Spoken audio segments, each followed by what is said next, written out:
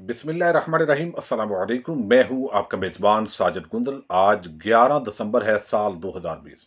मौलाना फजल रहमान की अरबों रुपए की प्रॉपर्टीज पकड़ी गई हैं। MI6 रा समेत बैन अवी खुफिया एजेंसियों के साथ उनके राब्तों का इंकशाफ हुआ है। बिलावल की पंजाब से एक बड़ी विकेट गिर गई है, इस पर भी बात करेंगे। आज बिलावल और मरियम की रायबंद जाती उमरा में मुलाकात हुई। तासर यह देने की कोशिश की गई कि बिलावल PDM के तमाम फैसलों को मिन्नो अन तस्लीम करेगा। ये बातें भी हुई। इस वक्त असल सूरत हाल यह है कि पीपल्स पार्टी के अंदर इस्तीफों के मामले पर इख्तलाफ है, पंजाब में भी और खास तौर पर सिंध के अंदर भी। कौमी असम्बली और सूबाई असम्बली के मेंबरान का यह कहना है कि पीपल्स पार्टी को बिल्कुल नवाज शरीफ का टाउट बनकर इस्तीफे नहीं देने चाहिए। फजल रहमान ऑलरेडी चूंकि मेंबर नेशनल असम्बली नहीं है, चंद उनके पास नशिस्तें हैं। नवाज शरीफ ताहयात नाअहल और इश्तिहारी है। मरियम जो है वो भी नाअहल है और मुजरमा है। उनके साथ मिलकर हमें अपनी पार्टी को तबाह नहीं करना चाहिए। फिर नवाज शरीफ का जो बयानिया है और फजल रहमान जिस तरह उसको लेकर आगे बढ़ रहे हैं, ये पीपल्स पार्टी के लिए खतरनाक होगा। लेकिन इसके साथ ही नवाज शरीफ और फजल रहमान की तरफ से मुसलसल मिन्नत तरला किया जा रहा है कि अगर आप रिजाइन नहीं करेंगे, कम अज कम आप अपने अरकान से इस्तीफे लेकर ही रख लें, ताकि अदारों पर और हुकूमत पर हमारा ये प्रेशर बिल्ड रहे कि हम तमाम अपोजिशन जमातें इस्तीफे दे रही हैं। क्योंकि अगर कोई एक पार्टी भी रिजाइन नहीं करेगी तो इसका मतलब है वो जो एक मसनूई गुब्बारा बनाया गया है उसके अंदर से रहती भी हवा निकल जाएगी।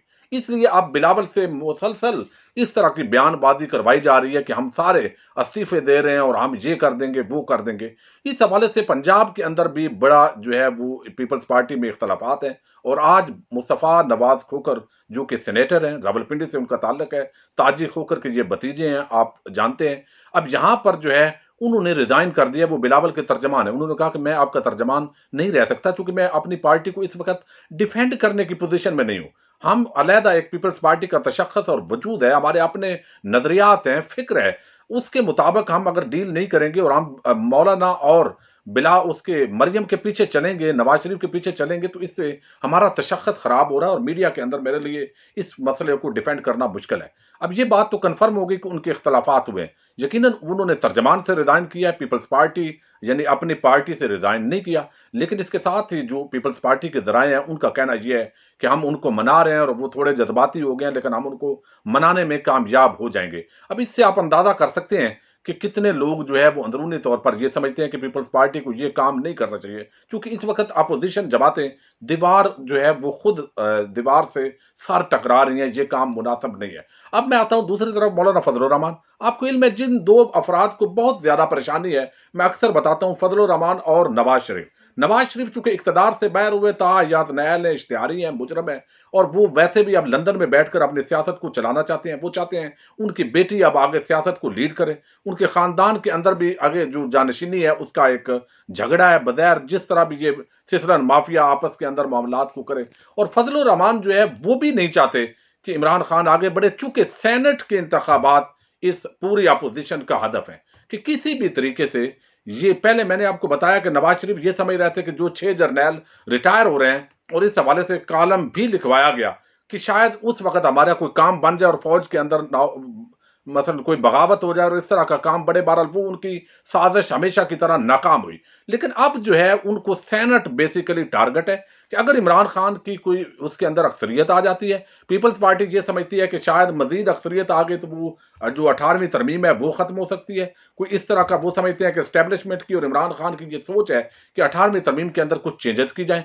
दूसरी तरफ जो नवाज शरीफ है वो ये समझता है कि अगर यानी फजल रहमान हो, नवाज शरीफ हो, आसिफ जरदारी, एक नुक्ते पर इनका इत्तफाक है कि चूंकि एहतसाब किसी सूरत भी हमने नहीं होने देना, कि अगर हम पकड़े गए कोई भी चोरी पर कोई असल कानून साजी आती है और बाकायदा इंप्लीमेंटेशन आती है, और फिर साथ ही जो अदालतें बार बार जमानतें देती हैं और इस हवाले से कुछ कानून के अंदर तब्दीलियां कर दी जाती हैं, तो उनके लिए मुश्किलात होंगी। इसलिए वो किसी भी सूरत सेनेट से पहले वो चाहते हैं कि इमरान खान को हमने हर हाल में उल्टाना है। लेकिन ये तो अल्लाह बेहतर जानता है, इस वक्त तक तो ऐसे कोई आसार नहीं है। अब यहां पर फजल रहमान वही बातें करते हैं जो पहले धरने के दौरान उन्होंने की। लेकिन आज अली अमीन गंडापुर, शिबली फरात और साथ ही फैसल जावेद जो सेनेटर है, उन्होंने आज ARY के एक प्रोग्राम आदल अब्बासी का है, उसके अंदर आम बातें की हैं। वो मैं थोड़ा उनका निचोड़ आपके सामने रख देता हूं।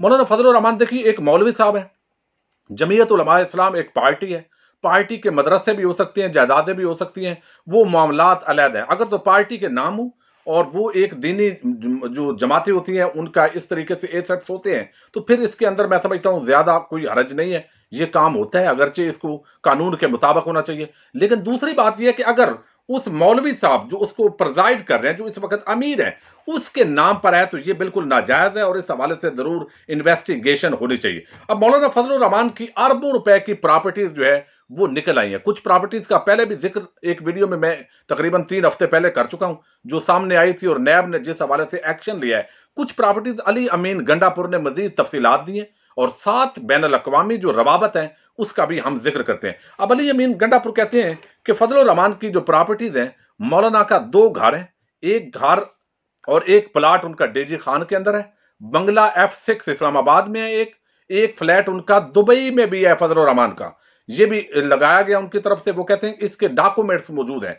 पेशावर, कराची, क्वेटा में मौलाना के नाम पर दुकानें हैं, एक घर 5 एकड़ अरादी डेरा इस्माइल खान अब्दुल खेल के इलाके में है, एक मदरसा घर यानी एक घर 5 एकड़ अरादी DI खान में मैं बता चुका हूं, एक मदरसा और एक घर 5 एकड़ जमीन शोरकोट जिले के अंदर है। इसके साथ ही हाल ही में मौलाना 3 अरब रुपए की जायदाद वो चक शहजाद इस्लामाबाद के अंदर से खरीदी है। 47 लाख की कमर्शियल अरादी, 15 लाख की मजीद कमर्शियल अरादी अब्दुल खेल डेरा इस्माइल खान के अंदर है। शोरकोट में 25 लाख की कमर्शियल अरादी है। अब यहां पर जो है मैं आपको बताऊं कि जो इस वक्त तक तफसीलात आई हैं उस हवाले से जो उनके फ्रंट मैनों के नाम पर प्रॉपर्टीज हैं उनका भी हम जिक्र करते हैं। एक उनके फ्रंट मैन है गुल वजीर, उनके बड़े करीबी और उनके बेटों के नाम 3777 कनाल अरादी, ये इसके डॉक्यूमेंट्स आए हैं। मूसा खान साबक DFO डेरा इस्माइल खान 192 कनाल अरादी, ये मौलाना के फ्रंट मैन का इन पर इल्जाम है। हाजी जलालुद्दीन वजीर, इनके नाम पर 714 कनाल अरादी। अशरफ अली 2005 में 200 कनाल इनको गवर्नमेंट ने अलाट की और उस वक्त परवेज मुशर्रफ का जमाना था, LFO का डील ढील, ये मामलात उस जमाने के अंदर होते थे और मौलाना उस वक्त जो है लीडर ऑफ द अपोजिशन भी थे और सूबा सरहद के अंदर वो वजीर आला भी उनका था और उनकी हुकूमत थी। अब ये चीजें जो है वो सामने लाए हैं वफाकी वजीर अली अमीन गंडापुर और बाकायदा उन्होंने डॉक्यूमेंटेड प्रूफ दिए हैं। अब ये तो मौलाना को साबित करना पड़ेगा कि वो किस तरह उनकी ये कमाई जायज की है, हलाल की है, आकर उनकी कौन सी कंपनीज है, कौन सी फैक्ट्रीज है, वो कैसा पैसा उनको कहां से आता है, ये तो उन्हें प्रूव करना पड़ेगा। क्योंकि जो भी बंदा भी इस मुल्क के अंदर सियासत कर रहा है, खा वो मजहबी लीडर है, तो कौम का पैसा उसके पास होता है, अमानत होती है बहुत सारी, उस अमानत के अंदर खयानत नहीं की गई, ये बातें उनको प्रूव करना पड़ेगी। अब दूसरी बड़ी जो डेवलपमेंट है वो एक संगीन इल्जाम है। वो इल्जाम ये है कि मौलाना जब धरना दे रहे थे उस दौरान कश्मीर का मसला चूंकि बहुत ज्यादा इंटरनेशनलाइज हो गया था, हर जगह हर फोरम पर वजीर आजम उसको लेकर जा रहे थे, वजारत खारजा लेकर जा रही थी, वो डिस्कस हो रहा था। एन उस मौके पर फजल रहमान ने धरना दिया और धरना कॉल किया तो हमारे पूरा जो पाकिस्तानी मीडिया था और बैन अल-अक़वामी भी कुछ जो मीडिया के चैनल थे उनका फोकस जो पाकिस्तान का मसला है कश्मीर की तरफ कर रहा था, तो वो डी फोकस होकर मौलाना के धरने की तरफ आ गया कि हुकूमत जा रही है, आ रही है, बाकी नुकसानात मुआशी हवाले से तो अलहदा होते हैं। तो यहां पर यह इल्जाम लगाया गया, एक तो अजीत दोवल से जो भारतीय खुफिया रा के साबिक चीफ हैं उनके साथ उनकी मुलाकात की तस्वीरें ऑलरेडी मौजूद हैं, ये भी इल्जाम है उन पर। और दूसरा वो कहते हैं MI6 जो बरतानवी खुफिया एजेंसी है उनके साथ भी उस दौरान उनके राब्तों का इंकशाफ हुआ है और बाकायदा जो हुकूमती सेनेटर फैसल जावेद हैं उन्होंने और अली अमीन गंडापुर ने इस हवाले से सबूत जो है वो फराम किए और ये सबूत वजीर आजम की टेबल पर भी पहुंचा दिए गए हैं। अब यहां पर जो है ये बड़ा संगीन इल्जाम है। अगर रा के साथ उनके राब्ते हैं, अगर उनके राब्ते जो है वो MI6 के साथ हैं, तो इसका मतलब है पाकिस्तान के खिलाफ एक जो साजिशें बनाई जाती हैं उनके अंदर मौलाना शरीक कार है, दानिस्ता है ना दानिस्ता है, ये अगला क्वेश्चन है। लेकिन एक सवाल हुकूमत और इस मुल्क के इदारों से बड़ा सीरियस है कि भाई जब भी कोई आपके खिलाफ जलसा करने लगता है, कोई जुलूस निकालने लगता है, उस वक्त आप सारे उनके सबूत और पलंदे आप सामने लेकर आते हैं, जिसकी वजह से ये सारा एहतसाब का प्रोसेस मशकूक हो जाता है। अब इसके अंदर किसी को शक ही नहीं है कि यहां आसफ जरदारी हो या शरीफ फैमिली हो, ये सारे चोर डाकू लुटेरे हैं। इन्होंने इस मुल्क को बेदर्दी के साथ लूटा है और लूटी हुई दौलत इनके हालत से अगर इस मुल्क का कोई निजाम हो तो वो निचोड़ के निकालनी चाहिए, क्योंकि ये हमारे लिए आम नहीं है।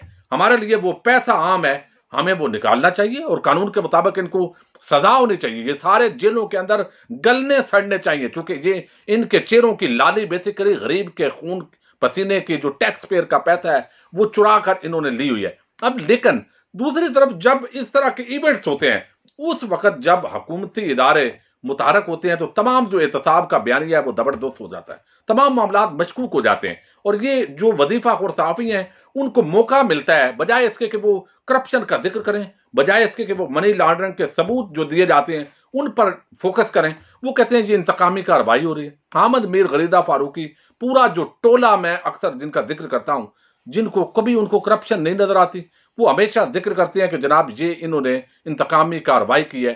तो ये इदारों को जवाब देना है इस कौम को, या तो ये मजाक छोड़े, अगर ये सबूत है तो इसको पकड़िए, पकड़ क्यों नहीं रहे। एक धमकी पर नैब जो है वो बिल्कुल ठोस होकर बैठ गया।